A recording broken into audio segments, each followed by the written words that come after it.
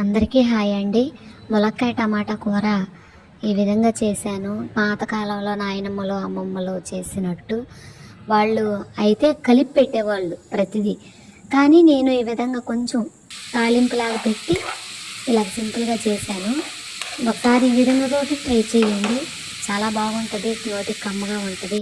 ఆ పొడులు ఈ పొడులు వేసుకొని వండుకోవటం వల్ల ఏమవుతుందంటే గ్యాస్ట్రిక్ సమస్యలు, కడుపులో మంట, అల్సర్లు ఇవన్నీ వస్తూ ఉన్నాయి. ఇలా కాకుండా ఇలా సింపుల్గా చేయండి. కడాయి పెట్టి అందులో ఉల్లిపాయ ముక్కలు, పచ్చిమిరపకాయలు వేసి ఇలాగ ద్వారగా వేయించి అందులోనే టమాటా ముక్కలు, ఉల్లిపాయ ముక్కలు వేసి కొంచెం సాల్ట్ వేసి మగ్గనివ్వండి. మగ్గిన తర్వాత ఇప్పుడు మూత తీసి చూస్తే మగ్గుతాయి. అందులో పసుపు, కారం వేసి బాగా కలపండి. కలిపిన తర్వాత కొంచెం అంటే కొంచెం వాటర్ పోయండి.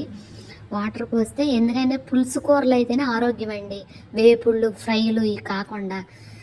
అప్పుడు అది ఉడికిన తర్వాత కొద్దిగా కొత్తిమీర వేయండి. ఇప్పుడు అటు ఇటు కలబెట్టి ఒక 2 నిమిషాలు ఉంచి ఇంకా స్టవ్ ఆఫ్ చేసేయండి.